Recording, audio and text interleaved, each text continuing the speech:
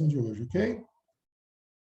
Ok, então a partir de agora estamos gravando a nossa apresentação de hoje. Então, como nós havíamos falado, voltando aqui para a gente restabelecer o nosso raciocínio, estamos vendo aqui a perícope, o versículo 47 do capítulo 1, Jesus viu a Natanael que vinha até ele e diz a seu respeito: eis um verdadeiro israelita em quem não há malícia. Analisando esse primeiro fragmento, Jesus viu Natanael que vinha até ele, a gente propõe a seguinte reflexão, né, na parte de conheçamos esse fragmento. A gente vai propor um paralelo entre vem e vê, que Filipe fala a Natanael, e o vinde a mim, que o Cristo repete nos evangelhos.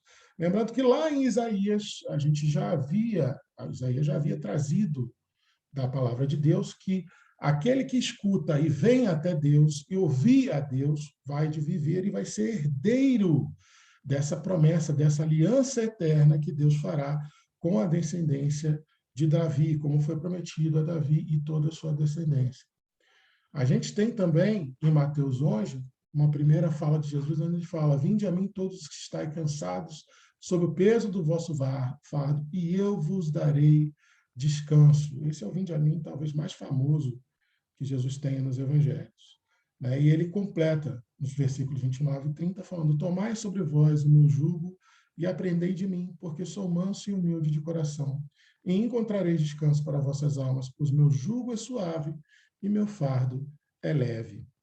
E aí, quando a gente passa para a fase de meditação sobre isso, a gente pega lá no Evangelho segundo o Espiritismo, no capítulo 6, versículo 2, onde Kardec comenta sobre o vinde a mim, todos que estáis cansados, e eu vos aliviarei. Ele fala que faz depender de uma condição essa assistência, e a felicidade que Jesus promete aos aflitos. Essa condição está na lei por ele ensinada. Então, só consegue vir a Jesus, só consegue ter o jugo aliviado, só consegue ter o fardo aliviado aqueles que seguem, ouvem, assim como Isaías nos fala, aquele que vem a Deus, ouve a Deus e pratica o que Deus vos fala, a lei de Deus. E Kardec conclui: seu jugo é a observância dessa lei. Mas esse jugo é leve e a lei é suave, pois apenas impõe como dever o amor e a caridade. Dito assim, por Kardec, parece até que é uma coisa fácil, mas nós sabemos que no nosso dia a dia o quanto nos pesa tentar praticar a lei de amor, justiça e caridade. E nesse intuito a gente traz aqui as palavras de Emmanuel, em forma de pergunta, que vão abrir o nosso primeiro momento de debate dessa noite. Lá no Pão Nosso, no capítulo 130, Emmanuel nos pergunta: onde estão os aflitos da terra que pretendem trocar o cativeiro das próprias paixões pelo jugo suave de Jesus Cristo? Onde estão as pessoas que, aflitas dentro da ignorância da lei divina, entregue ao egoísmo e à vivência das suas paixões efêmeras, estão dispostos a sacrificar tudo isso em prol do jugo suave de tentar praticar a lei de amor, justiça e caridade? E aí Emmanuel conclui essa ideia: para esses que têm essa intenção, que já têm essa vontade, foram pronunciadas as santas palavras: vinde a mim do Cristo, reservando-lhes o evangelho poderosa luz para a renovação indispensável. Então, se existe um caminho para que nós possamos praticar a lei de amor, justiça e caridade, esse caminho passa obrigatoriamente pelo evangelho e o seu melhor entendimento enquanto portador da lei divina ou natural. E aí, lá no Fonte Viva, no capítulo 5, Emmanuel faz esse ultimato, eu diria. Em suma, sobre o vinde a mim, é muito doce escutá-lo. Em suma, é muito doce escutar o vinde a mim. Entretanto, para falar com verdade, já consegues ir? E aí, eu paro esse primeiro momento da nossa apresentação e volto até vocês para a gente poder debater nossos primeiros 10 a 15 minutos aí sobre, e aí, já conseguimos ir? Já conseguimos ir? Sim ou não? E o que falta para esse conseguir? E eu deixo com vocês. Quem gostaria de iniciar nosso debate dessa noite, por favor, abra o microfone e compartilhe com a gente.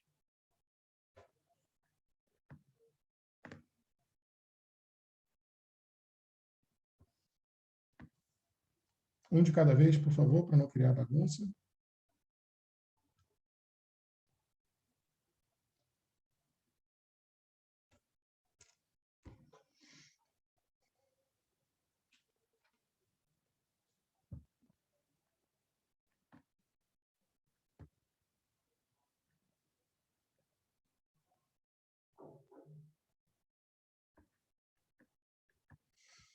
Pelo visto, ninguém está pronto para ir até o Vinde a mim, né? Vamos fazer o seguinte, a gente vai dar mais aí 2 a 3 minutinhos. Se a gente não conseguir debater sobre esse aspecto, a gente vai passar para o próximo, ok? Eu acredito que pronto nós não estamos, mas estamos sendo capacitados, entre erros e acertos, mas buscando caminhar na direção dessa porta estreita, né? Sim, Ana, é verdade. E eu lembro que eu falei semana passada, né? Tem uma lição que eu prometi até falar para vocês, mas eu esqueci, gente, perdão. Eu não sei se está no rumo certo ou no. Eu acho que está no rumo certo. Imperfeitos mais úteis é essa lição de Emmanuel. Eu adoro essa lição, apesar de não conseguir decorar em qual livro ela está. Onde Emmanuel fala o seguinte: começa fazendo algo por quem está mais perto, de repente por você mesmo. Começa fazendo o bem que pode ser feito à medida que a necessidade de fazer o bem vai se apresentando. Porque se a gente tem que fazer o bem no limite das nossas forças para poder evitar ou para poder facilitar o nosso caminho para a felicidade futura, já construindo nessa reencarnação, se é preciso para isso exercer o bem no limite das suas forças, além de não fazer o mal, né, para a gente conseguir exercer o bem no limite das nossas forças, é necessário que a gente comece treinando. Qual bem que você está preparado para fazer? Qual o limite da sua força hoje? Qual bem que está se apresentando para você diariamente para você fazer? E aí eu mudo então a pergunta para suavizar esse carinhoso que a Emmanuel nos deu nessa noite. Eu vou suavizar então como que a gente pode fazer no nosso dia a dia para que a gente não deixe passar essas pequenas oportunidades de fazer o bem. Quem gostaria de falar sobre isso para a gente? Eu gostaria. Opa, calma aí, entraram 2 pessoas. Quem é que falou? Não, eu só queria saber a página do Pão Nosso que você fez referência à lição de Emmanuel, qual foi, por favor? Capítulo 130 do Pão Nosso. 130, obrigada. Isso, e o Fonte Viva, capítulo 5. Isso. E o Simar, você falou? Espera aí só um minutinho, Paulinho, acho que o Simar falou. Foi você que falou, Simar? Foi. Paulinho, deixa só o Simar falar, que eu já deixo você falar também. Pode falar aí, Simar. Desde a hora que você fez lá a primeira pergunta, eu já queria responder, mas a gente fica esperando, né, o colega. Mas, olha, às vezes nós fazemos alguns estudos e ouvimos algumas coisas que nos colocam muito longe de Jesus, né? Aquela coisa distante, inalcançável. Na verdade, eu acho que esse vinde a mim, a gente começa domando aquelas pequeninas tendências, né? Domando algumas maldadezinhas, algumas coisinhas pequenas. A cada vez que a gente tenta domar uma má tendência, por menor que ela seja, nós já estamos a um passo dessa caminhada para Jesus. Então, é difícil? Né? Emmanuel pergunta, vai conseguir? Com certeza, nós vamos conseguir se a gente tiver a boa vontade, que você tanto fala, não é? É um passinho de cada vez, então nós não podemos dificultar muito, não, porque senão nós não vamos dar nenhum passo. Mas um passinho pequenininho de cada vez, nós já estamos nessa caminhada. Sim, Simar, nessa viagem que eu e a Clara estamos fazendo, a gente passou pela Canção Nova, passamos pelo Santuário de Frei Galvão, e hoje em Aparecida, né, observando algumas histórias religiosas que eu pude ter contato nessa viagem, eu percebi como que realmente a boa vontade é a chave para tudo. A boa vontade no sentido de estar disponível, né? O bem se apresenta. Nessa lição em Perfeitos Mais Úteis, Emmanuel deixa claro que o bem se apresenta. Né? Se você falar, estou pronto, que se você tiver boa vontade de falar, não, estou disponível, o bem vai se apresentar. E não precisa de convite, porque ele vai se apresentar até você. Então, estar disponível é a chave dessa boa vontade. Eu concordo muito com você, Simar. A gente não pode ficar no verbo da esperança, do esperançar algo maior. Começa fazendo hoje. Emmanuel fala, faz algo de bom em favor de alguém, não importa o tamanho.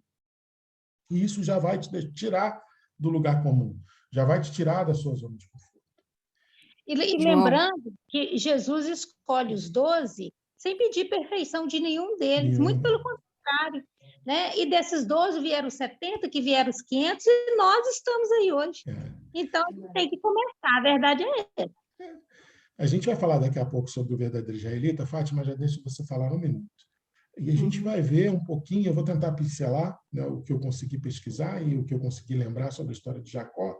E a gente observa que Deus, guardado as devidas interpretações simbólicas, escolhe aqueles homens de boa vontade. Abraão tinha boa vontade, apesar de todas as suas imperfeições. Jacó era muito observante, ele tinha um coração querendo observar a lei, apesar das suas malandragens.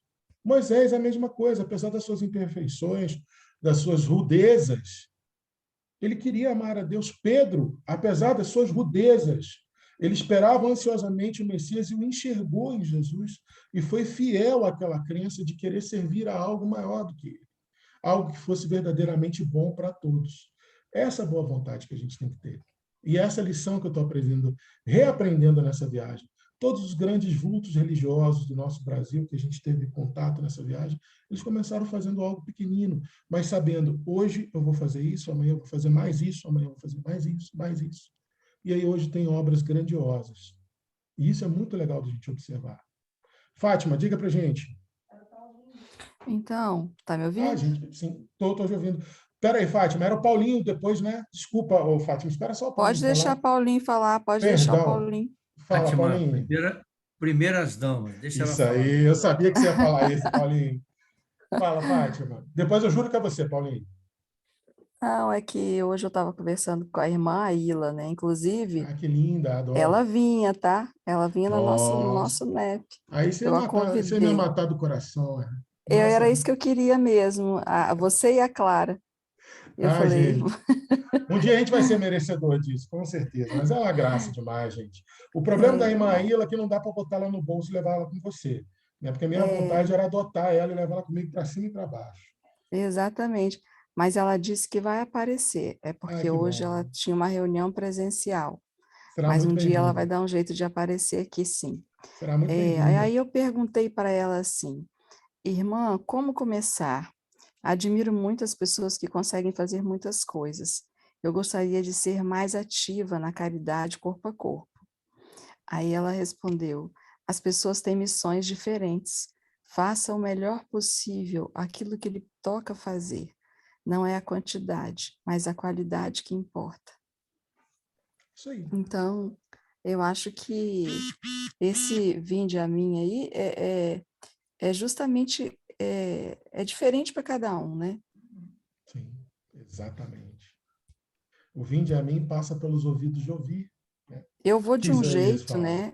Você vai de outro, né? Cada um vai de um jeito. Por isso que a gente botou a mensagem de Isaías logo para abrir o nosso raciocínio. Aquele chamamento que Deus faz através de Isaías, ele é lindíssimo. Vinde a mim, observar e ouvir o que eu estou falando, eu estou chamando vocês para mim. Presta atenção, povo de Israel. Eu estou chamando vocês tudo para mim. Vem cá, observa a minha lei, faz aqui que vocês vão ter a alma eterna e vocês vão gozar, vocês vão ser herdeiros dessa aliança permanente, dessa aliança eterna, que mais tarde ficou conhecida como Yeshua, Jesus, o Cristo. Essa aliança eterna. Esse chamamento de Jesus. Observa para vocês fazerem parte dessa herança. Isso é muito bonito. E essa resposta da irmã Ila, né, dispensa comentários. É exatamente isso. Exatamente isso, Fátima. Obrigado. Ô, João, eu estou aqui... Sou eu, Thelma. Oi, Thelma, fala. Eu estou aqui, né, refletindo nessas palavras da irmã Ila, que eu também sou muito... Não é fã, né? Admiradora do trabalho dela, porque ela é digna, né, de nós tirarmos o chapéu mesmo, né?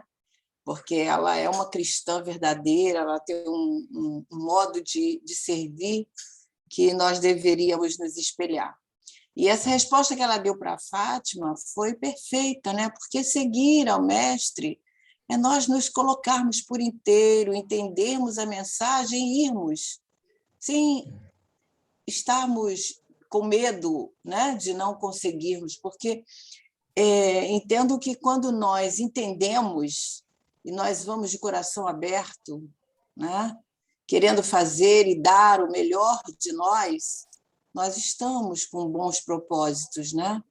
E estamos fazendo essa construção, porque Seguir a Jesus, eu entendo que seja uma construção do dia a dia, né?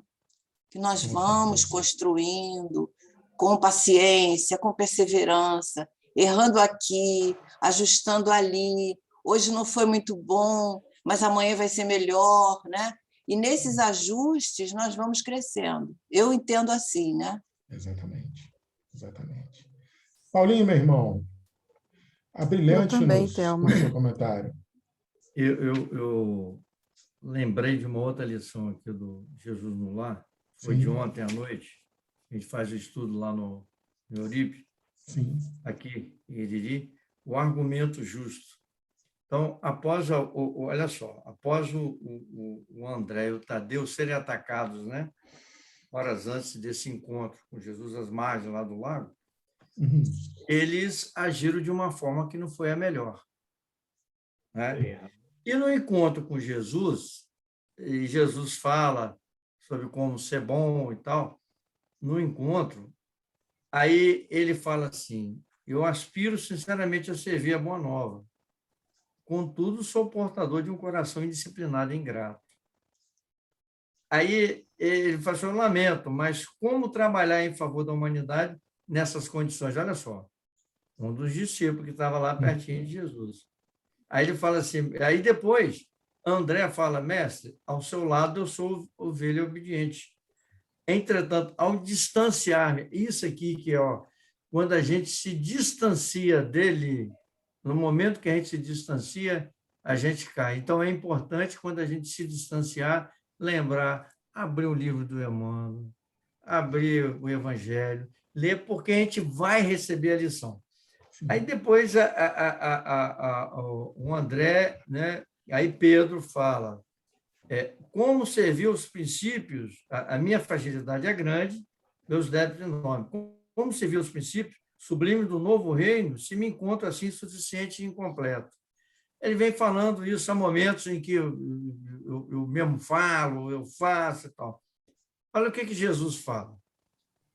A meu parecer, os anjos na indumentária celeste ainda não encontram domicílio no chão áspero e escuro em que pisamos.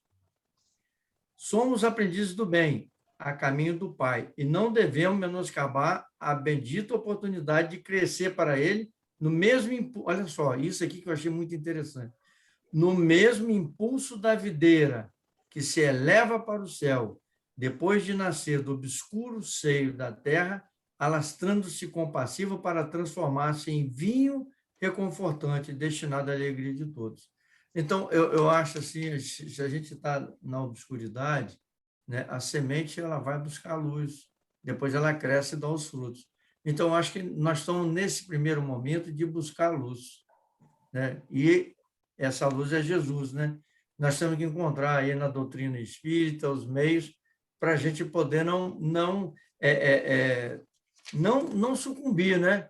Mas vamos cair? Vamos cair, sim. Isso aí é normal, é um processo, né? Eu vi aí a Fátima, acho que foi a Thelma que falou também, né? Que cada um, eu, por exemplo, eu me encontro na música. A música, para mim, é um momento em que eu extravaso, em que eu converso com Jesus, em que, com certeza, como a melodia traz paz e harmonia. Então, cada um tem o seu encontro.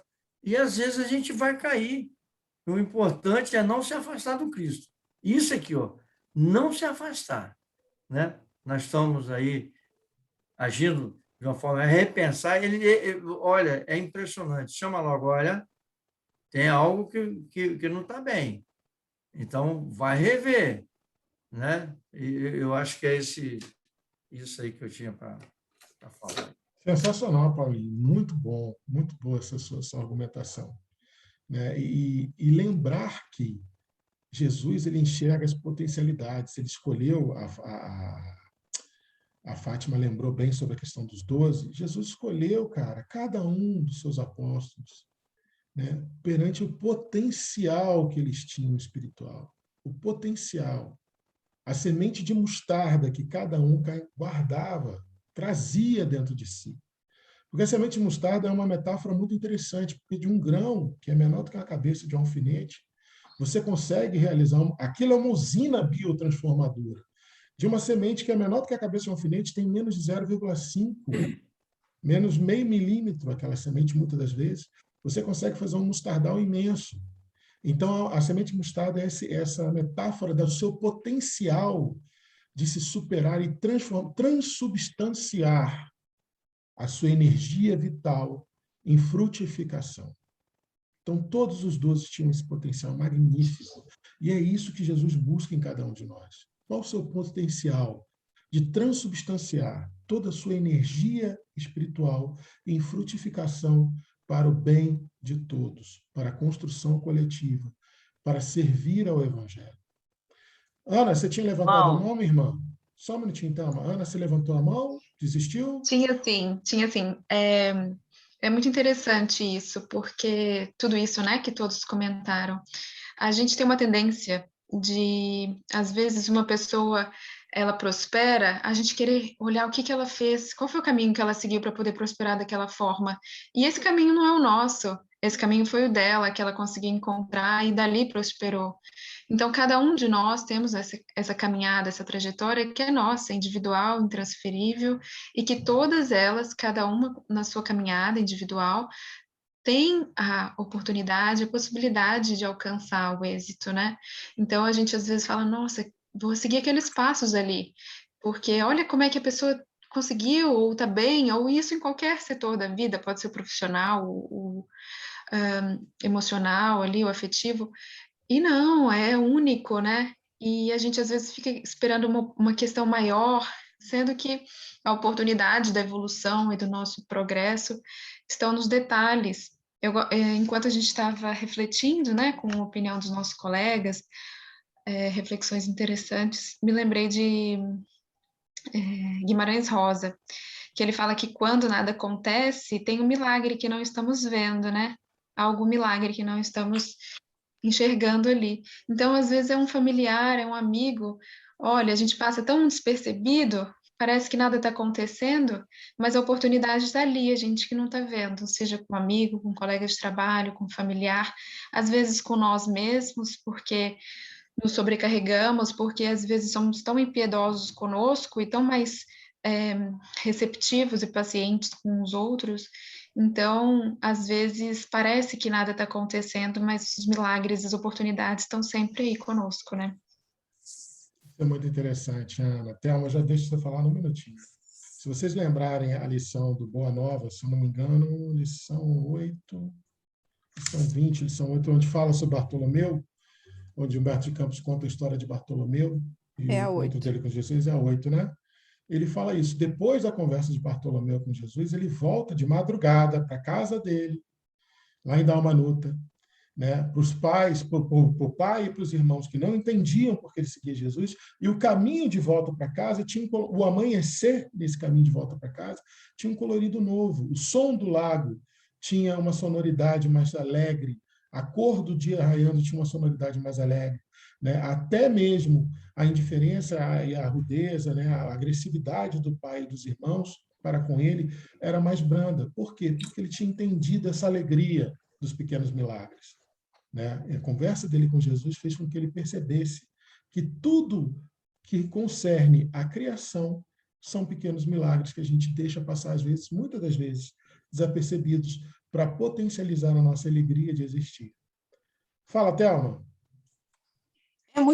É só uma... refletindo aí no que você falou, em relação, aliás, foi a Fátima, né, sobre a questão dos apóstolos, né? Se a gente lembrar, as dificuldades que eles tinham eram as semelhantes às nossas, né? As inseguranças, às vezes até as pequenas quedas do dia a dia diante das circunstâncias, se a gente for ver, por exemplo, né? Os questionamentos de Pedro, né? O próprio Bartolomeu, quando ele se refere a Jesus, nessa lição que a gente viu há pouco, né? Falando dos irmãos, da dificuldade da convivência, né? Tiago, então, isso é para nós nos espelharmos e animarmos, né? Olharmos lá na frente, porque eles venceram, eles foram vitoriosos, né? E nós estamos no caminho, porque a gente está falando da construção, então essa construção é essa mesmo, né? O caminho é esse, Exato. João, Só um minutinho, isso. Fátima, já deixa você falar, deixa só a Clara falar, que ela está com a mão levantada já há um tempinho. Já deixa você falar, Fátima. Tatinha. Fala, Clara. Sobre esse convite de Jesus do Vinde a mim, eu lembrei do evangelho de ontem, em que falava da passagem que Jesus aparece sobre as águas para os apóstolos no barco lá em meia tempestade, e aí Pedro fala com ele, né, se ele era Jesus, que ele andasse sobre as águas e fosse até ele. E aí Pedro começa a caminhar sobre as águas, mas tem um momento de hesitação e ele começa a afundar. Então, eu acredito que a gente tem muito disso de Pedro, né, de começar a querer caminhar em direção a Jesus, né, e em vários momentos no nosso dia a dia a gente tem medo de falar um pouco mais de Cristo, do seu evangelho, dos seus ensinos, e a gente tem medo e começa a afundar, mas ele sempre vem e nos resgata depois.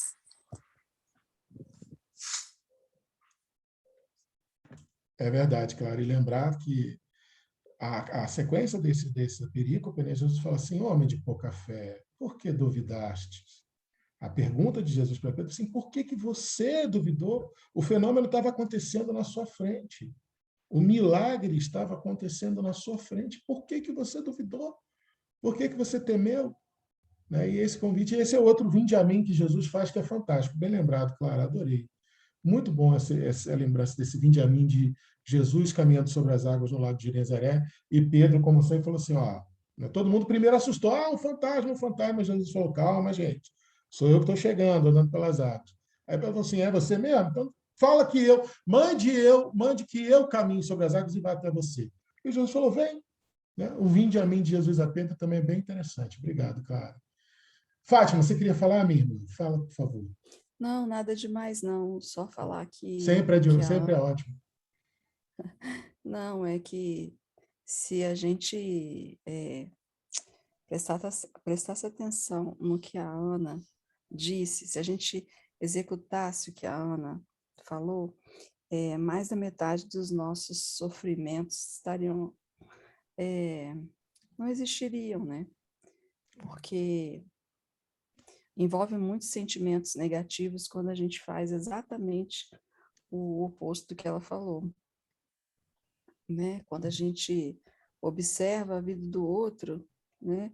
E de uma forma assim, com um olhar da inveja, né? Porque às vezes a gente não olha com admiração apenas, né? A gente não quer apenas olhar e buscar o que fez de melhor. Então, eu acho que o que a Ana falou foi muito belo, e que se a gente se atenasse para essa lição realmente, muitas coisas, muitos sofrimentos seriam evitados no nosso coração. Com certeza, Fátima. A gente ainda tem muito que desenvolver nossos ouvidos de ouvir, nossos olhos de ver, nosso coração de sentir, porque a obra de Deus é magnífica e ela nos circunda, já sendo a primeira graça de Deus para conosco. Hoje a gente saindo aqui da Aparecida, depois de ter visitado o museu, já cansado, eu e a Clara, a gente saindo daqui, a Clara parou, olhou e falou assim, João, olha que pôr do sol lindo. E depois de todas as graças, de toda essa beleza que a gente presenciou aqui no santuário, ainda a natureza tinha presenteado a gente com um pôr do sol maravilhoso. E aquilo trouxe uma paz, uma tranquilidade.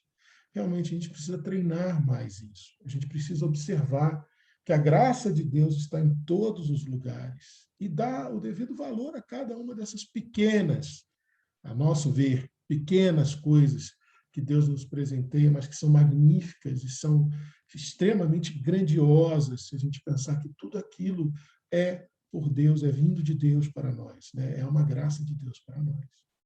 Meus irmãos, alguém mais gostaria de falar? Senão a gente vai passar para a próxima parte. A gente tem mais 2 tópicos ainda. Alguém mais quer falar? Não? Ok. Lembrando que a gente pode voltar essa discussão a qualquer momento que a gente for abrir aqui para o debate, ok? Fiquem à vontade se na próxima parada nossa vocês quiserem retomar essa discussão. Mas, dando sequência, a gente vai passar para a parte, né, em que Jesus fala para Natanael. Natanael vai até Jesus, Natanael atende o convite de Filipe, vem ver e indiretamente, inconscientemente, atende ao convite de Jesus, do vinde a mim, e indo até Jesus, Jesus o viu e diz a seu respeito: eis um verdadeiro israelita em quem não há malícia. E eu pergunto para vocês sabem o que é um verdadeiro israelita? Tem a menor ideia. Ok.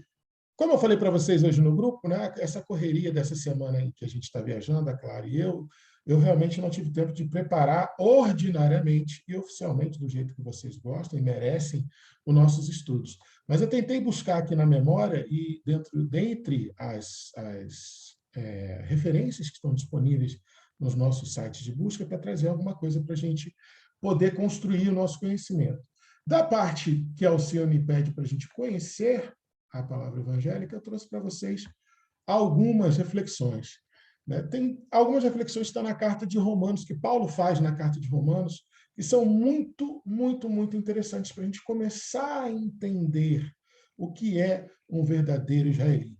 Lá em Romanos 6:9, Paulo fala o seguinte: e não é que a palavra de Deus tenha falhado, pois nem todos os que descendem de Israel são Israel, aqui faltou, são israelitas.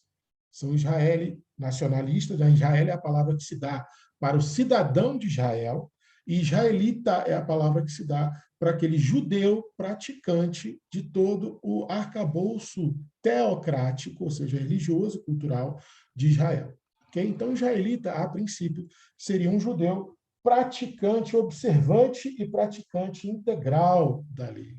E aí Paulo lembra bem, não é a lei de Deus que falha. Quando você vê um israelita que não é, que se diz israelita, mas na verdade é só um israeli, é só um cidadão israelense, é só um cidadão judeu, a culpa não é da palavra de Deus. Lembre lá em Isaías 53, gente, o convite foi feito para todos que quisessem ouvir, todos que quisessem ver, todos que quisessem seguir a palavra de Deus, todos que quisessem ser herdeiros da promessa e da eterna aliança.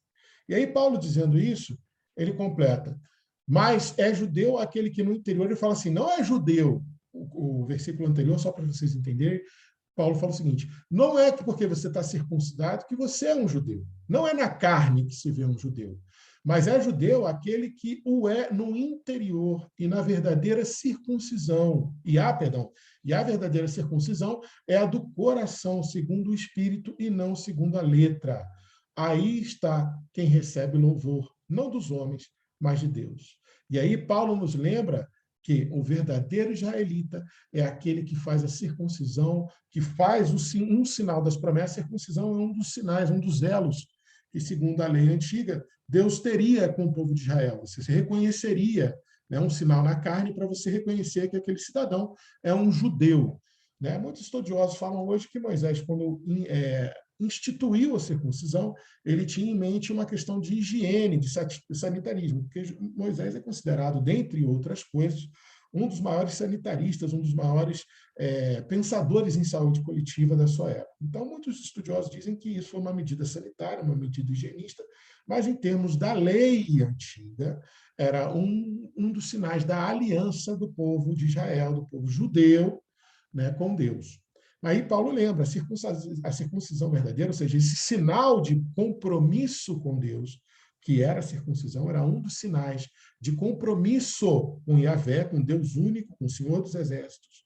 Esse sinal de compromisso tem que ser no coração, e não no prepúcio peniano, como promete, como determina a circuncisão.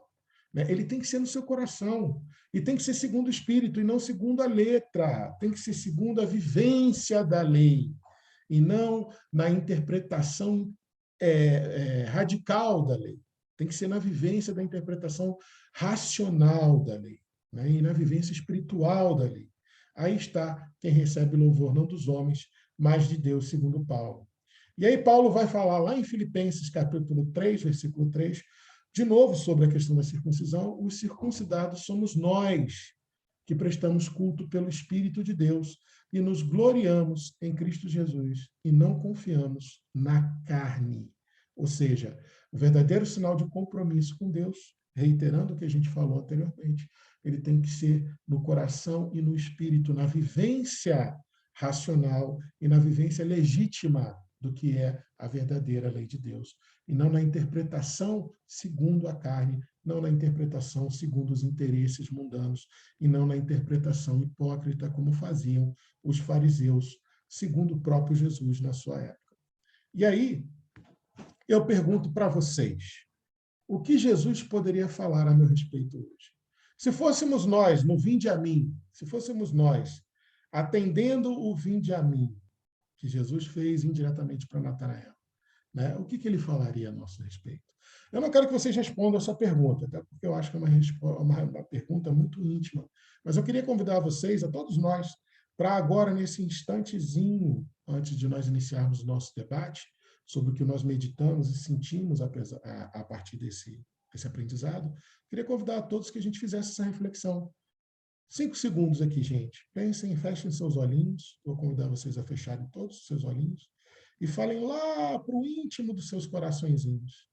Eu, atendendo ao chamado do Vinde a mim de Jesus hoje, nesse exato momento, tal qual Natanael atendeu a convite de Filipe, e quando Jesus me visse chegando até ele, ele falou que Natanael era um israelita verdadeiro, sem malícia. O que Jesus falaria de mim hoje? Se eu fosse Natanael atendendo esse pedido, Jesus me viria e falaria o que a meu respeito hoje? Faça uma análise sincera sobre isso, não precisem se martirizar. Tentem ver, lembrando que Jesus sempre enxergava, né, a melhor parte, o potencial, a semente de mostarda que cada um de nós carrega em nosso espírito, em nossos corações. Não vamos nos julgar, não vamos olhar com peso. Não quero trazer vocês para mais um julgamento, para mais uma autocrítica negativa. Eu queria que vocês pensassem o seguinte: hoje, tal qual Jesus falou com Natanael, e sabendo da semente de mostarda que eu carrego dentro de mim, o que Jesus falaria de bom a meu respeito? Porque ele sempre enxergou os potenciais, ele sempre enxergou o que havia de melhor em cada um. O que ele falaria de mim hoje? 5 segundinhos para vocês pensarem nisso.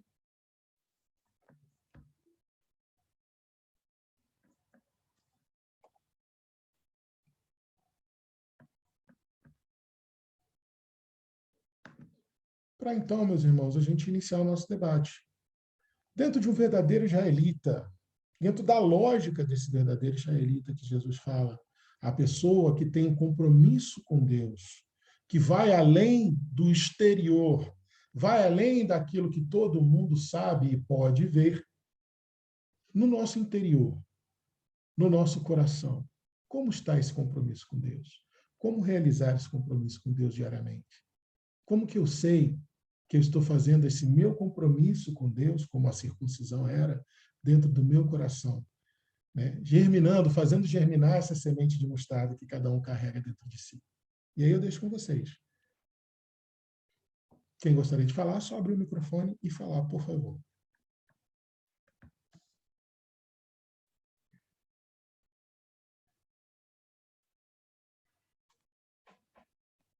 Esse pessoal de Manaus, acho que lá é questão de energia, né? Cadê o Lucas para falar nessa hora? Luquinhas está aí, gente? Não, ele saiu. Ele falou comigo aqui que teve um compromisso para resolver. Aí não tá, que não. pena. Não. Ele manda as vibrações maravilhosas que ele tem para a gente aqui, né? Mas ele é uma pessoa maravilhosa, ele é sempre muito bem-vindo, mas é muito ocupado também. Graças a Deus, porque ele é um excelente israelita. Ele é um excelente israelita, onde não se vê malícia nenhuma mesmo. Mas voltando ao nosso raciocínio aqui, gente... É por isso que ele tinha que falar. Ok, ele vai falar no momento oportuno dele, tadinho. Quem sabe ele não volta, né? Se ele conseguir resolver lá. Mas para a gente poder provocar vocês um pouquinho mais, vou falar um pouco da história de Jacó, então, porque a palavra israelita vem de Israel, né? Israel foi o nome dado a Jacó depois da grande conversão de Jacó, né? Houve um momento em que Jacó, segundo a narrativa bíblica, luta com um homem, ou, como alguns gostam de falar, com um anjo, né? Uma noite inteira lutando, né? Pelejando com o anjo, e sem poder o anjo vencê-lo, e ele pelejou de tal forma que o anjo não pôde vencê-lo. Quando o dia ia arranhando, o anjo tocou no quadril dele, na coxa, e com um toque na coxa dele, deslocou a coxa, e aí Jacó ficou sem poder se defender, ficou sem poder lutar. E o anjo falou assim, agora eu estou indo embora, porque, né, já pelejamos demais. E Jacó agarrou o anjo e falou assim, não, você não vai embora enquanto você não me abençoar. Né? E aí o anjo falou assim, tá bom, como é que é seu nome? Ele falou, Jacó. Aí o anjo falou assim, então, a partir de hoje, porque você pelejou com Deus, ou seja, pelejou a partir, inspirado, né, sob a graça, pelejou com a força, com a crença em Deus, eu vou te chamar Israel. Israel é uma palavra hebraica que quer dizer assim, aquele que peleja com Deus, aquele que luta com Deus, no sentido de Deus a seu favor, não contra Deus, ok, gente? E Jacó, Yaakov, quer dizer aquele que pega pelo calcanhar, porque ele era irmão gêmeo de Esaú, né? Filho de Isaque. E aí, ele, quando nasceu agarrado no calcanhar do seu irmão Esaú. E o seu irmão Esaú, irmão gêmeo, ele era uma pessoa de muito ímpeto, um excelente caçador, um homem de muita fibra, um homem de uma personalidade muito positiva, mas não dava o devido valor para as coisas santas. Ele achava que essa coisa de Yahvé, né? O meu avô Abraão fala de um Deus aí, um tal de Yahvé, cara, isso é besteira, um Deus que não aparece para a gente, que não vem caçar comigo, às vezes a minha caça é ruim, esse Deus não me ajuda em nada. Eu não vou bater de frente com meu pai, nem com meu avô, mas assim, eu não confio muito nesse Deus de você, não. Já Jacó, malandrão, que ele era, aproveitador, tanto é que na cultura judaica, o nome Jacó, ele é muitas vezes usado em anedotas como uma pessoa oportunista, usurpadora. Jacó era meio malandro e falou assim, pô, eu dou o devido valor. Eu acredito nesse Deus de Abraão, meu avô, e do meu pai. Eu acredito nesse Deus. Então, pô, eu vou tentar servir ele, mesmo não sendo lá essas coisas, mas eu vou respeitar, eu vou temer ele, vou servir a ele sim. Né? E ele tentava servir dentro das imperfeições dele, ele tentava servir. E tanto é que um dia, e aí a gente não vai entrar muito nesse mérito, mas só para vocês terem ideia, Esaú chegou de uma caça não muito bem sucedida, muito cansado e com muita fome. E na hora que ele entrou na tenda dos pais dele, estava lá Jacó cozinhando uma lentilha que estava extremamente cheirosa, segundo a narrativa bíblica. E Esaú estava com tanta fome que ele falou assim, ai, Jacó, meu irmão, me dá um prato dessa lentilha. Aí Jacó olhou para ele e falou assim, eu dou. Mas e aí? Você me dá a sua primogenitude? Porque Esaú tinha nascido primeiro. Nasceu Esaú primeiro e Jacó agarrado no calcanhar dele. Então, Esaú era o filho primogênito, então tinha vários direitos, segundo a lei e a tradição judaica. Esaú estava com tanta fome e falou assim, cara, pelo amor de Deus, toma minha progenitora para você, cara. Só me dá o prato de lentilha que eu estou com fome. E aí, realmente, Jacó se aproveitou disso e foi lá e cobrou ao pai deles. Eu quero, Esaú passou a progenitude para mim. E o pai dele, como já estava meio cego, depois, numa outra oportunidade, foi lá e ainda deu uma bênção para ele, achando que era Esaú. No meio dessa briga de família, né, no meio dessa malandragem de Jacó, Esaú ficou extremamente raivoso e falou que ia matar Jacó. E eu estou resumindo muito a história, tá, gente? E aí Deus intercedeu, porque Jacó observava a lei de Deus, apesar de todas as imperfeições, e deu lá um jeito e Jacó saiu fugido sem Esaú matar ele. Mandaram Jacó lá para o tio ou primo dele, não lembro direito, Labão, né? E para ele casar com uma das filhas enteadas, uma das parentelas de Labão. E Labão era mais malandro que Jacó. E aí passa-se a história entre Jacó e Labão, um querendo passar a perna no outro. Mas como Jacó, apesar de tudo, era uma pessoa que via até nas consequências ruins da sua vida a mão de Deus e era fiel, falando assim, não, Deus está me punindo. Gente, lembrando que esse é o pensamento do Velho Testamento. Jacó fala, não, Deus está me punindo. Mas ele é fiel a mim, ele está me punindo porque eu não fui observador da lei. Mas eu vou voltar a ser observador da lei e lá na frente Deus vai me dar a vitória, vai me dar vai me fazer vencer essa contenda. E aí acontece aquela história famosa, né, que ele trabalha 7 anos para Labão para desposar a filha de Labão que ele amava. Eu nunca sei se é Lia ou Ruth, eu sempre confundo as duas. Mas ele deu o embebedor Jacó, deu a outra. Aí ele teve que trabalhar mais 7 anos para poder casar com a que ele queria. E depois que ele casou com o que ele queria, falou assim, agora vamos vazar daqui, porque Deus está me mandando sair daqui. E Labão não gostou disso e perseguiu ele, mas Deus sempre protegendo Jacó. E tem também sobre Jacó, antes da briga com o anjo, aquele sonho da escada, que também é muito famoso entre a gente. Ele quando saiu da parentela dele, de Isaac, né, para Esaú não matá-lo, ele deitou a cabeça uma noite numa pedra e sonhou com uma escada.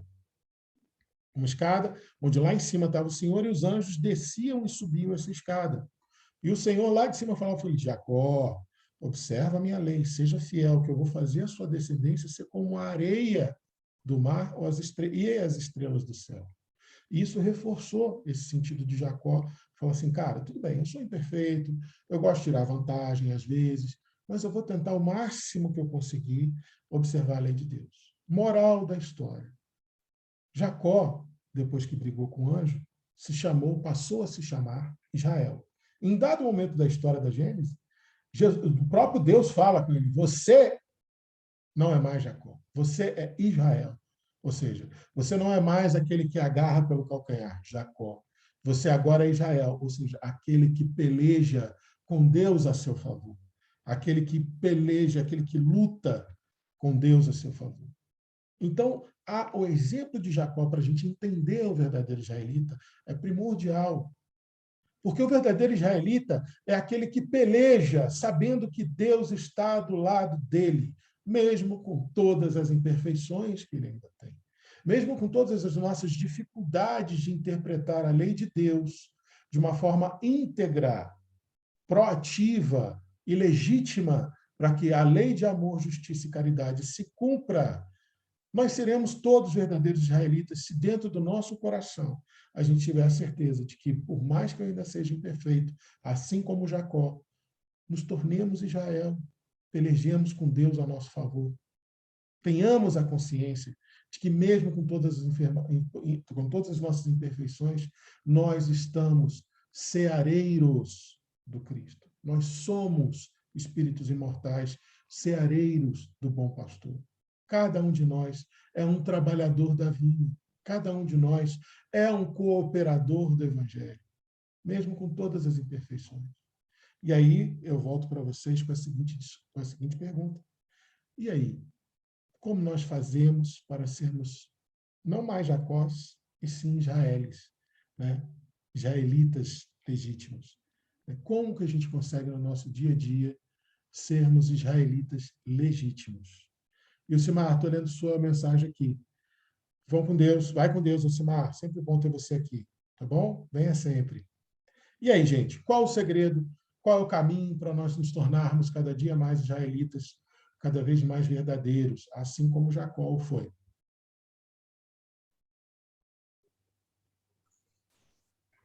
Acredito que seja muito o elemento da humildade mesmo, sabe?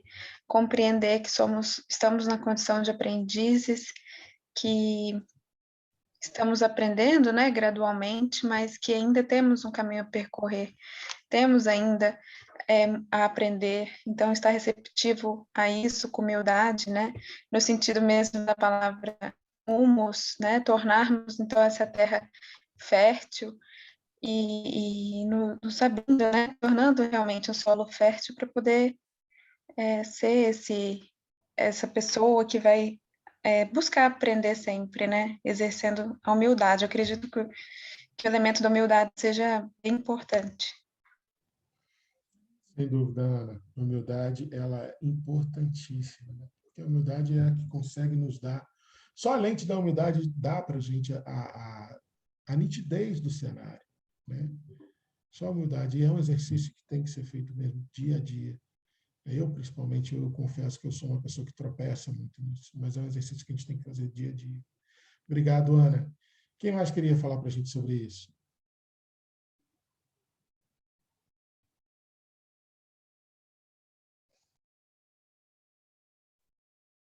Calma, gente, um de cada vez.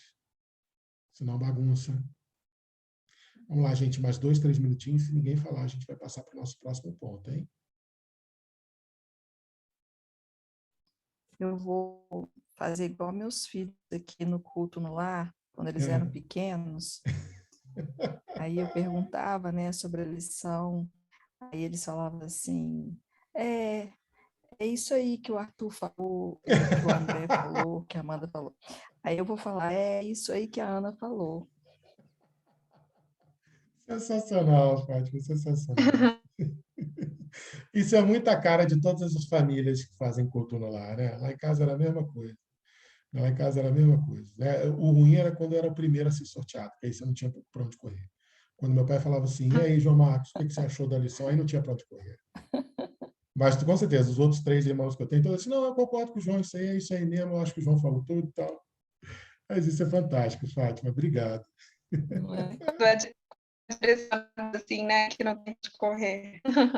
É verdade, é verdade. Gente, mais alguém vai falar? Senão a gente vai passar para o nosso último ponto. E aí a gente pode até passar para o último ponto e linkar com esse depois, que vai fazer até mais sentido. Se vocês concordarem. Se alguém quiser falar, por favor, última chance. Eu só um acréscimo. Eu acredito que muitas vezes a gente tem dificuldades porque busca que é tudo de forma imediata, né? Se acha muito incapaz e muito distante de alguma coisa, de uma melhoria, mas compreendendo justamente que é um passo de cada vez, é um degrau por vez, né? E que compreendo que tudo isso se aprende. Eu acho isso muito importante, às vezes, de falar, mas eu não sou como... Não, as coisas, a gente tem a possibilidade de aprender, né? Então, isso...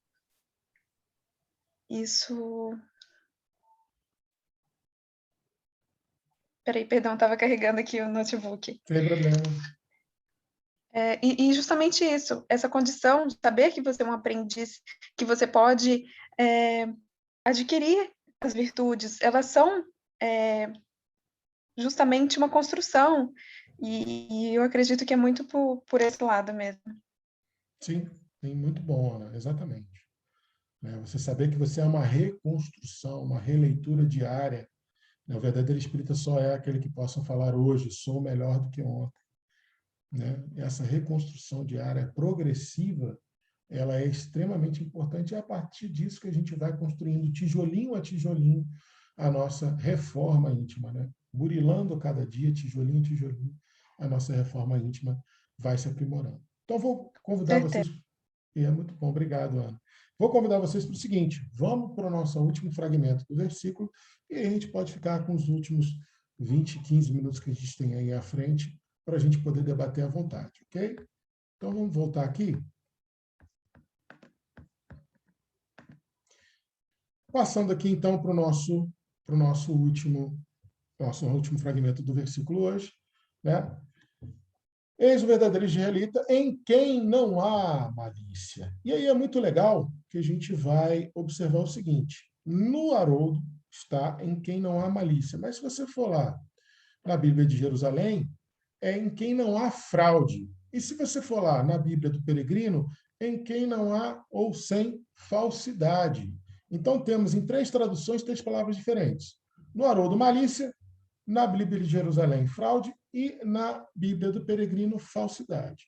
Isso faz com que a gente pense o seguinte, tá, então qual das 3 está mais adequado? Isso nos obriga a ir lá no Lexo Grego. E aí eu vou trocar de tela. Todo mundo está vendo a troca de tela? Deu para ver a troca de tela aí? Claro. Sim. Tá, joia. Beleza. Isso aqui, gente, para vocês já irem conhecendo, para a gente já ir apresentando para vocês as ferramentas de pesquisa que a gente utiliza, e propõe. Esse aqui é o site da Bible Hub. É um site maravilhoso, onde você consegue pesquisar qualquer coisa em relação ao estudo bíblico. E é versículo por versículo. Então, indo lá no Lexo Grego, lá na tradução grega íntegra, do texto integral, a gente vai ver que o seguinte, a palavra utilizada no texto integral, segundo o dicionário grego de Strong's, aqui embaixo, ela é até numerada, 1388, a palavra é dolo. Dolo, a palavra em hebraico melhor traduzida para o português é dolo. Dolo no sentido de engano, astúcia, traição. De um verbo primário obsoleto do grego, delo.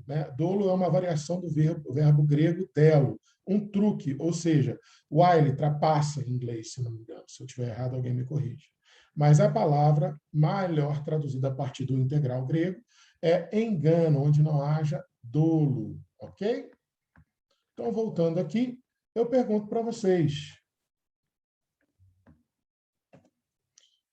sabendo que E um verdadeiro israelita, que era Natanael, onde não há falsidade, nem malícia, nem dolo, nem fraude, era um íntegro, né?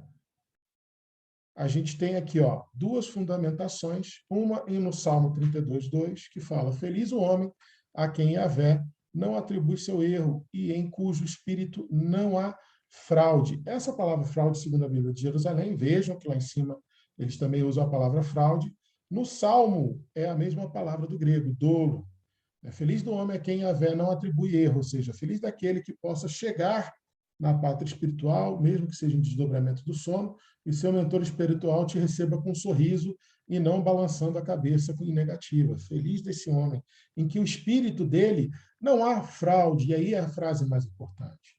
Feliz daquele que, mesmo com as práticas, o entendimento da lei divina ainda imperfeito, como Jacó era, como Natanael era, como nós todos somos, mas feliz dele que tem um espírito tentando manter longe de ser a hipocrisia, a fraude, a maledicência, o dolo, que a gente não tenha a intenção de prejudicar em nossos espíritos, que o nosso espírito seja realmente a semente de mostarda, que somente transforma a energia vital em cooperação com a lei de Deus.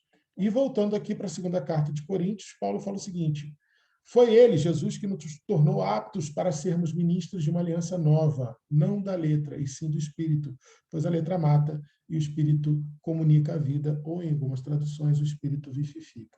Aonde que isso se encaixa no dolo?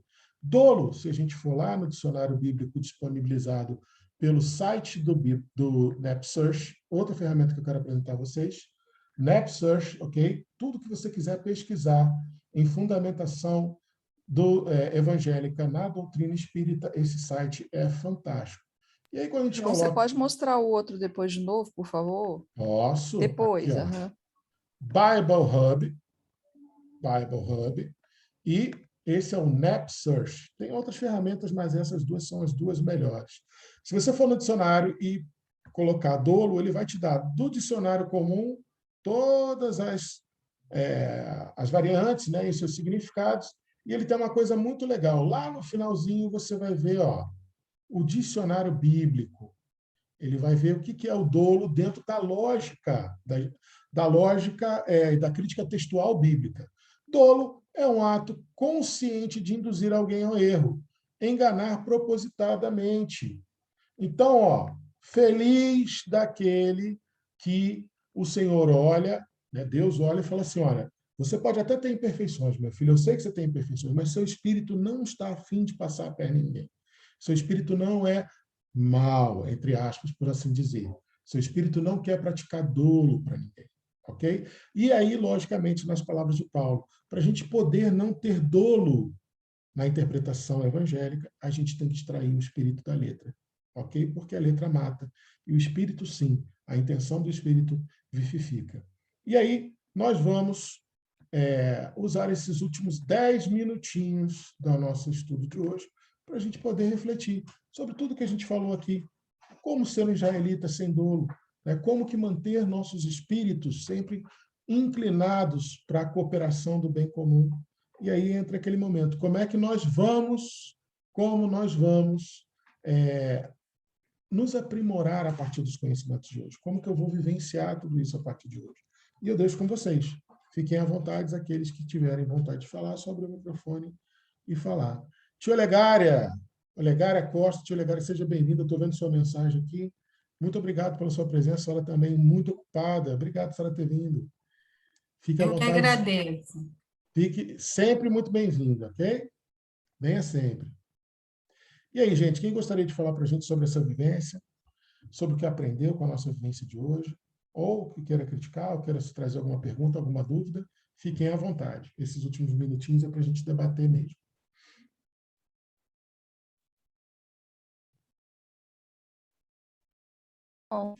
João, Pode falar, Fátima. talvez eu vou falar nada do que você está perguntando agora, Fica à vontade. mas desde o início, quando você começou lá atrás, que você colocou era o mais importante era Ai, você consegue olhar seus slides aí? Consigo. Bem no início. No início dessa lição, lá na apresentação ou Dessa na lição. lição? Lá no iníciozão, a gente falou o seguinte, ó. Deixa eu colocar aqui para vocês, para compartilhar de novo. Aqui, ó. Vamos compartilhar aqui. Não, eu só ia questionar o seguinte, está tão claro aí nos textos bíblicos, quer ver? Escutar e ouvir, farei convosco uma aliança. Não, não é essa. Também não. Ah, peraí. Essa de Kardec, lá no Evangelho segundo o Espiritismo. Não E aí era a termina... bíblica mesmo. Ah, eu não lembro. Era a bíblica mesmo, onde fala alguma coisa de que a essência é mais importante do que... Deixa eu achar para você aqui. Aí... Aqui, ó, deve ser esse, Romanos 2:29, não é?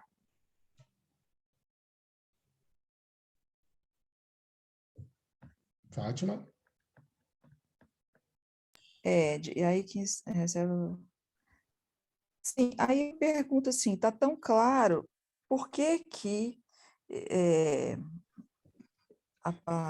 as religiões, então, começam com essa questão da quaresma, do jejum, aquela coisa toda, e aí, agora, as pessoas falam assim, já começam a entender, né, essa questão do jejum, aí eles falam assim, não adianta você fazer jejum e você falar mal do outro, você isso, você aquilo, entende?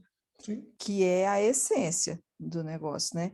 Mas teve que dar essa volta toda para chegar agora e as pessoas começarem a entender. Entendeu o que eu quero dizer? Sim, eu acho que estou sendo muito claro. Eu acho que eu entendi. Eu vou responder se não foi exatamente o que Está claro aí desde o início, gente. O claro desde o início, Fátima. Vou repetir. Você estava desde o início, quando eu estava conversando com o Paulinho, antes de a gente começar o estudo?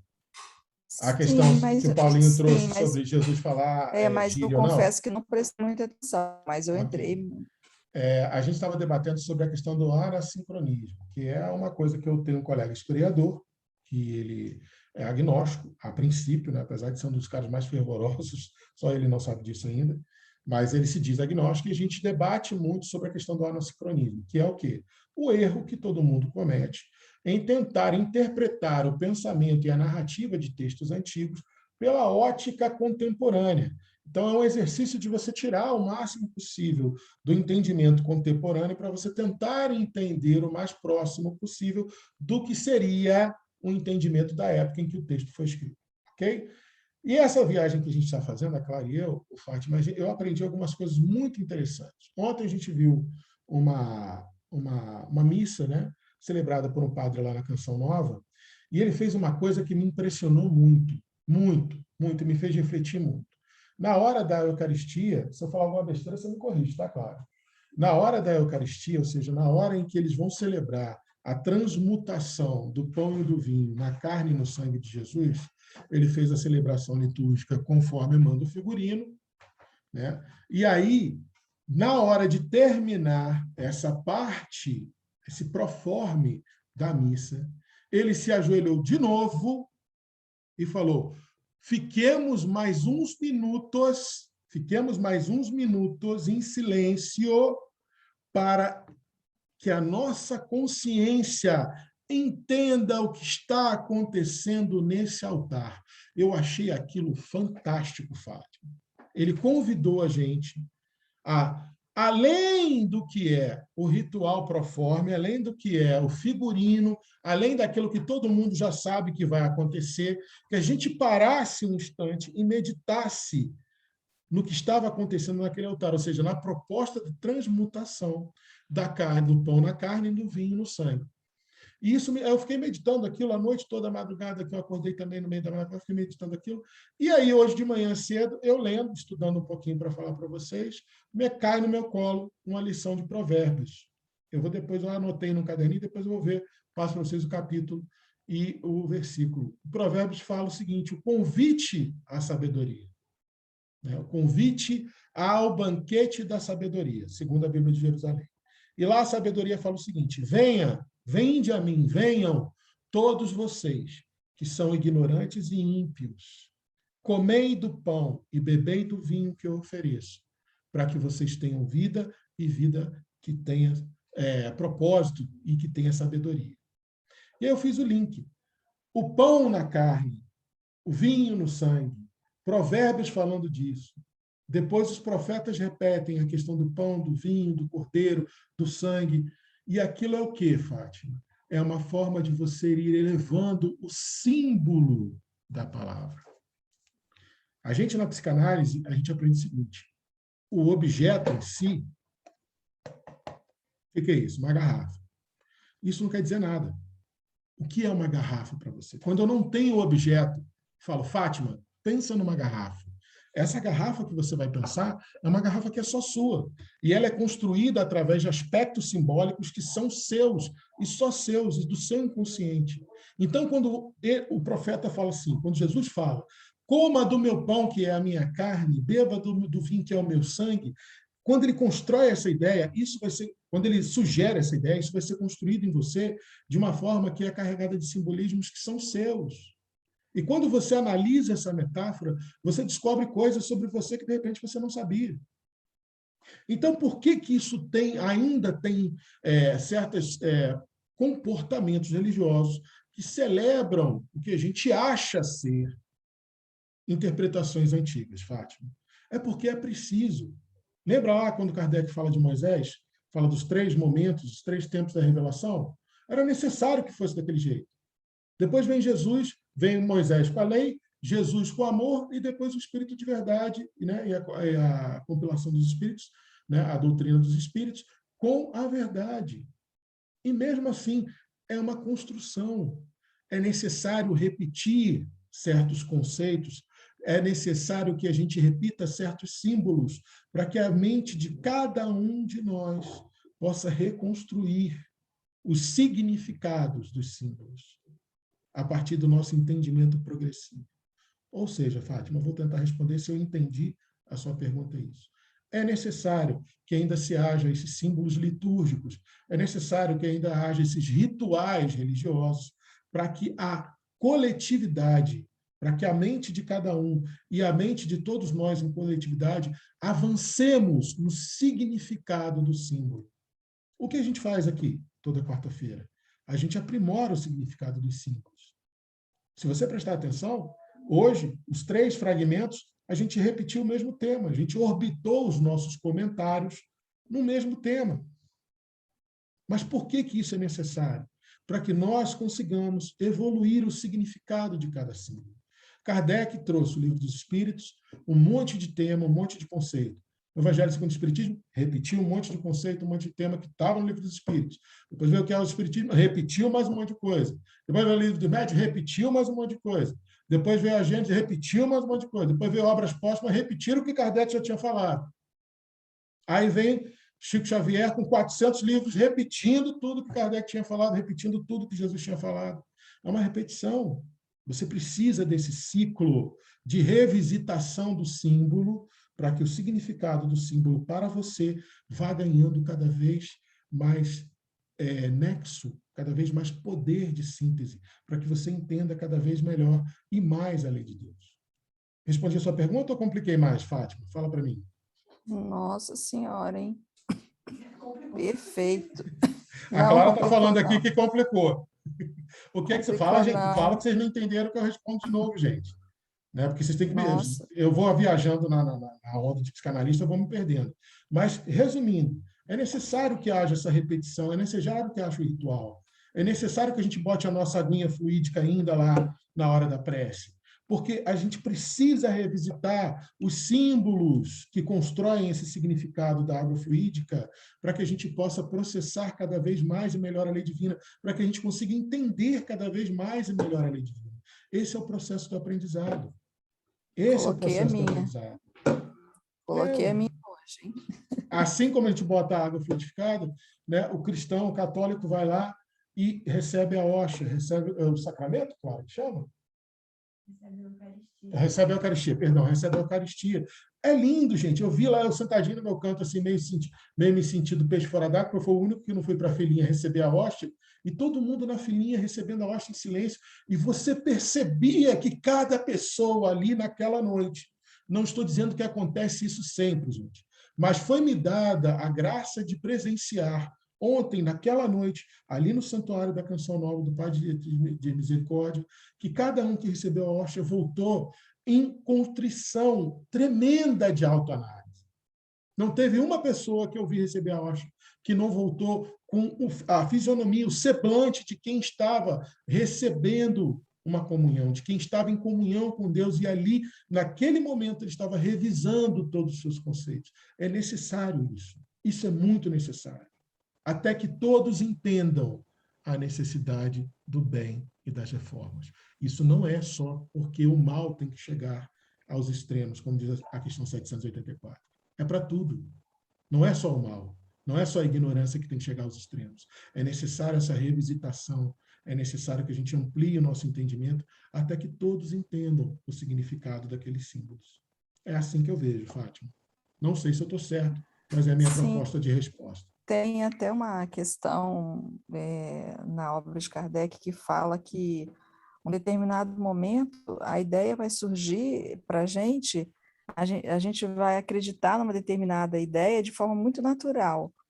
E é essa graça da coisa, né, que como se fosse assim, eu acredito nisso, como que você não acredita nisso? É tão óbvio, né? É óbvio agora para mim. Antes não era, antes eu relutava. Mas aí, né, água mole em pedra dura, tanto bate até que fura, não é isso? Está no início do Evangelho segundo o Espiritismo, Fátima, que Kardec fala o seguinte: a verdade não irrompe de súbito. Ela conta com mensageiros que vão lhe preparando o caminho, e de tempos em tempos Deus envia para o planeta Terra um missionário para organizar essas verdades num corpo de doutrina. Assim, as pessoas envolvidas conseguem a entender mais facilmente. Então, por isso que é necessária essa repetição, por isso que é necessário, mesmo que muitas pessoas já entendam que o jejum proposto não é só ficar sem comer, é necessário repetir isso para que você ressignifique o sentido espiritual daquela ação. Mais alguém quer falar mais alguma coisa? João, Já quer final? Pode falar, Thelma. Eu hoje estou falando muito, né? Mas falando necessário. Essa coisa dos rituais, né? Nós ainda precisamos muito desses rituais, desses símbolos para nos conectarmos. E lembrei aquilo que você está falando em relação à missa, à hóstia, esses que são rituais, né?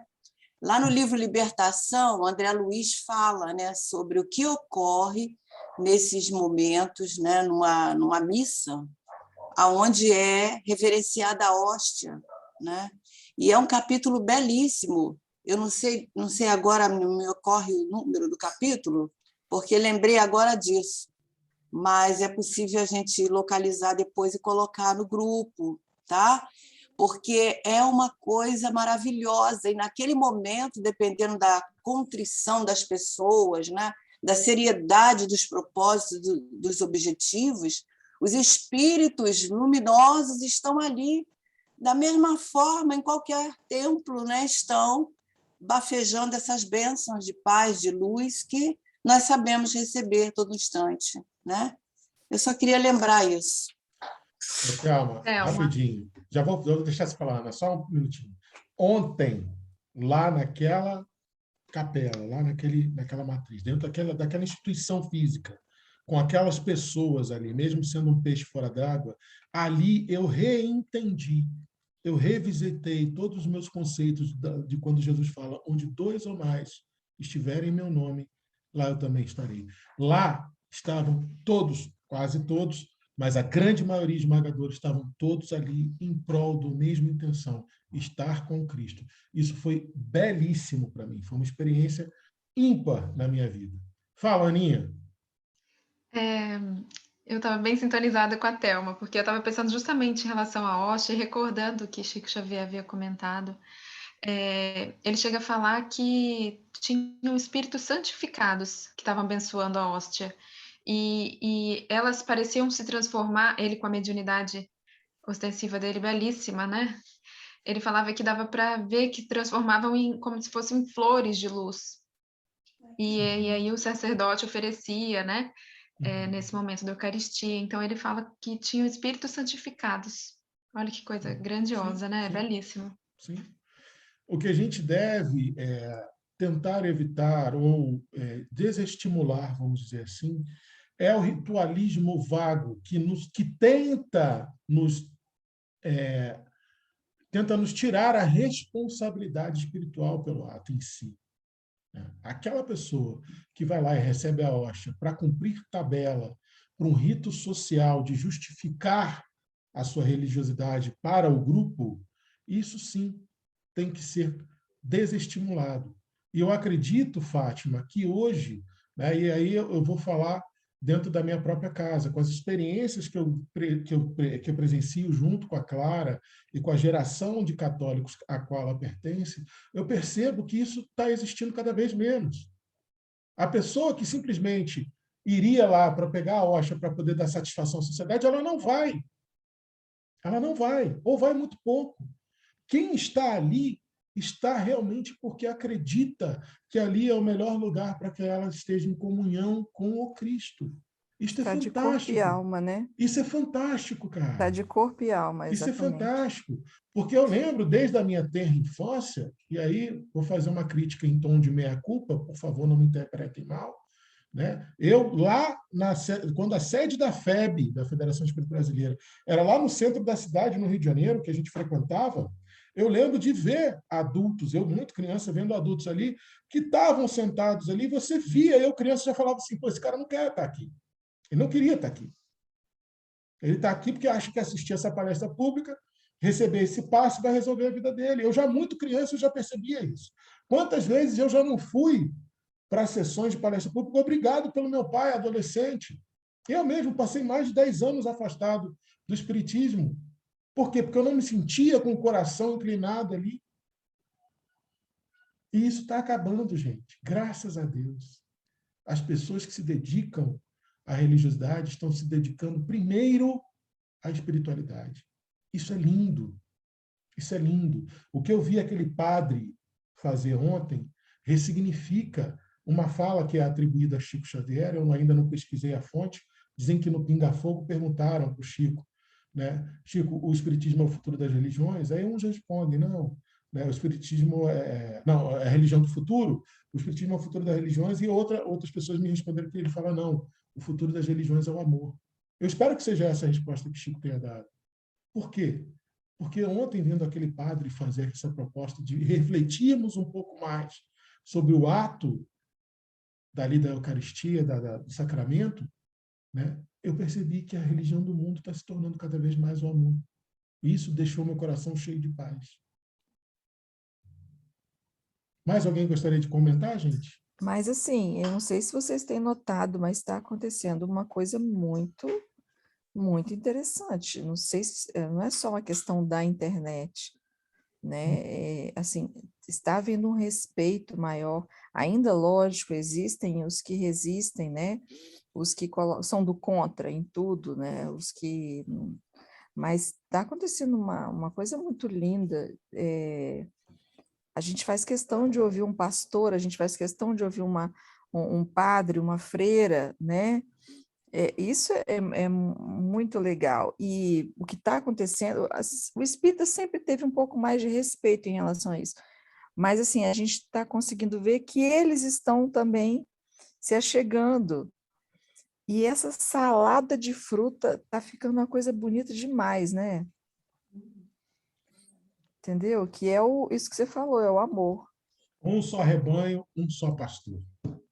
É o futuro das religiões. Um só rebanho, um só pastor. Quem mais gostaria de falar? A gente agora, já nos minutos finais, a gente dá 15 minutos de tolerância no início, deixa esses 15 minutinhos de lambuja para o final, mas a gente tem que encerrar nosso estudo de hoje. Então, quem gostaria de falar por último, para fechar com chave de ouro?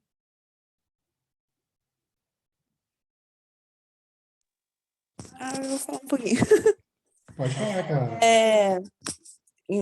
refletindo sobre tudo que foi dito hoje, começo dizendo sobre um fato que me ocorreu ontem durante a missa. A missa de ontem teve várias coisas fortes para nós dois. Mas, geralmente, a missa dura em torno de 1 hora, podendo durar até mais. E logo no começo eu comecei a passar mal, né? Eu comecei a sentir muita náusea, estava sentindo, assim, mal-estar mesmo, começando a suar frio, até achei que estava tendo hipoglicemia. Não sei se uma carga pesada que eu estava comigo ali, enfim. Mas era até difícil de me concentrar nas leituras, na homilia do padre, né? Porque a consagração eucarística é após a homilia do padre, né? Mas eu fiquei ali firme dizendo para mim mesma, eu não vou embora, eu vou esperar o momento da comunhão, porque eu acredito que ao comer o corpo de Cristo eu vou melhorar. E foi até incrível, assim, eu até comentei com o João na hora, que depois que eu comunguei, melhorei. Todo aquele mal-estar que eu estava sentindo melhorou. Porque não tem como eu estar só me alimentando de uma hóstia, de só um pão. Eu creio, acredito que naquele momento em que o padre ele replica o sacrifício incruento de Cristo, ali eu sinto estando mais próximo possível de Cristo naquele momento. E dizer assim, se hoje eu sou uma verdadeira israelita, uma verdadeira cristã, uma verdadeira católica, acho que sim, sou uma verdadeira porque sou imperfeita e mesmo assim Deus me ama do jeito que sou e Ele me convida a cada dia a caminhar junto dele para crescer no amor e transmitir cada vez mais paz. Perfeito, Clara, perfeito, maravilha, muito bom. Muito lindinho você falando, Clara. E assim, legal ela falar que sim, sou, né? A gente tem que se apropriar disso, né, João? Olha, Fátima, estou para te falar, tomara que eu esteja muito errado, mas as experiências que eu tenho tido, né, e hoje eu tenho tanto do lado da minha mãe, para quem conhece, sabe que minha mãe é da Igreja Batista, quanto do lado da Clara, que é da Igreja Católica, eu tenho visto que eles têm muito mais esse empoderamento da confiança, eles pelejam muito mais com Deus a seu favor do que a gente que professa a doutrina dos espíritos. A gente está precisando tomar um banho de empoderamento com os nossos irmãos dessas designações religiosas. Eles realmente se veem, né, como são israelitas, pessoas imperfeitas, mas Israel, que lutam, pelejam com Deus a seu favor. A gente precisa tomar um banho nessa água deles. Sim. Mais alguém gostaria de falar, gente? Porque eu preciso aprender com a Clara mesmo, porque eu comecei na adolescência com muito orgulho de falar que eu era espírita, né? Eu enfrentava uma sala inteira de alunos. Eu lembro que um dia a professora de religião, ela foi perguntando quem era católico, todo mundo levantava a mão. Quem era evangélico, todo mundo levantava a mão. E aí eu não levantei a mão. Aí eles, professora, ela não levantou a mão, ela não levantou a mão. Sempre tem a peste, né? Na sala de aula para fazer isso. Aí ela virou para mim e falou, por que você não levantou a mão? Eu falei assim, porque a senhora não falou a minha religião. Aí ela falou, e qual é a sua religião? Eu falei, eu sou espírita. Aí ela falou assim, aí eles, ela é macumbeira, ela é isso, ela é aquilo, ainda riram, né? Aí eu olhei e falei assim, vocês não entendem nada mesmo, não.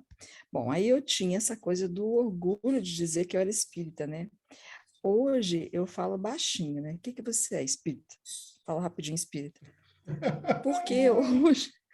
Porque hoje já sinto vergonha de dizer que eu sou espírita, no sentido de que passaram-se todos esses anos e eu cresci muito pouco. Então, quando era jovem, você fala, eu sou espírita, tal, né? E agora, caraca, parece que alguém vai falar assim, e tá bom, você é espírita, e daí? O que você fez esse tempo todo?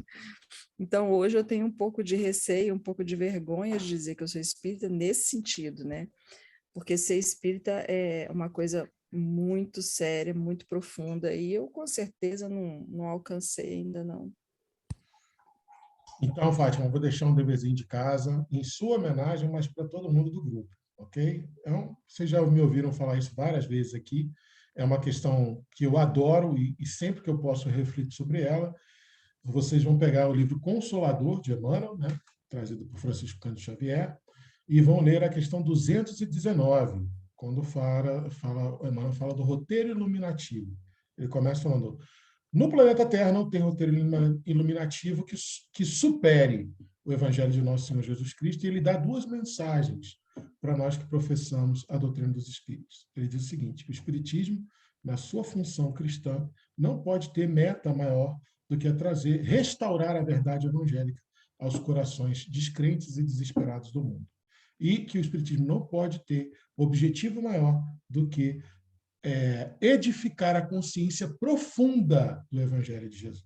Então, vou convidar vocês a refletirem sobre a questão 219 do livro Consolador, né, para que a gente entenda que, mais do que a gente ter orgulho de falar que é espírita, a gente precisa ter esse júbilo. Orgulho não, esse júbilo. Nosso coração tem que se exultar quando a gente fala assim: nós professamos a doutrina dos espíritos.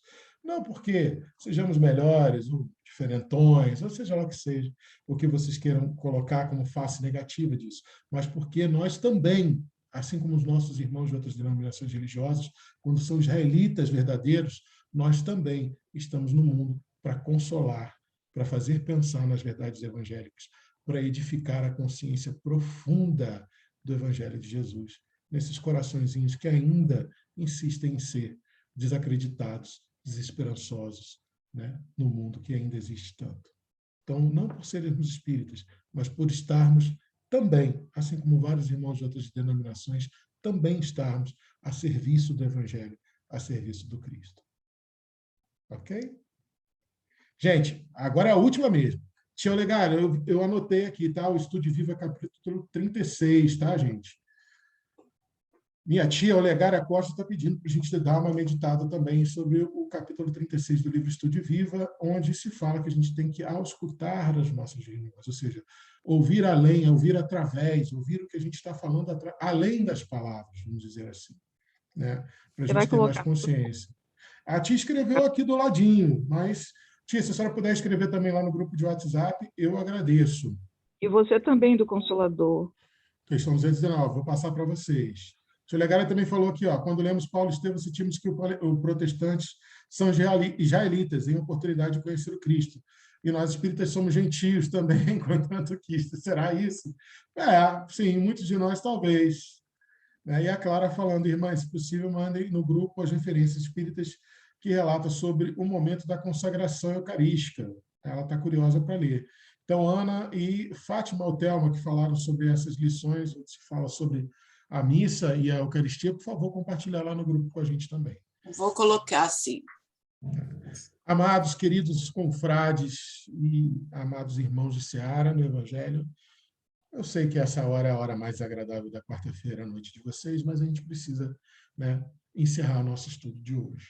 Agradecendo a todos pela participação, meu coração se enche sempre de alegria toda vez que eu me encontro com vocês, agradecendo a presença, a paciência, a indulgência e a tolerância de cada um de vocês para conosco, né, que eu desejo do fundo do meu coração que o nosso Pai Maior, em nome do Mestre Jesus, possa nos abençoar e permitir que nós estejamos todos reunidos aqui na quarta-feira que vem para darmos sequência no nosso estudo. Daqui a pouquinho eu vou botar lá no grupo qual vai ser o versículo de semana que vem, versículo 48, vou colocar na íntegra lá para vocês. Ok? Tia Legária, você faria a prece de encerramento para a gente? Você consegue fazer para a gente, por favor?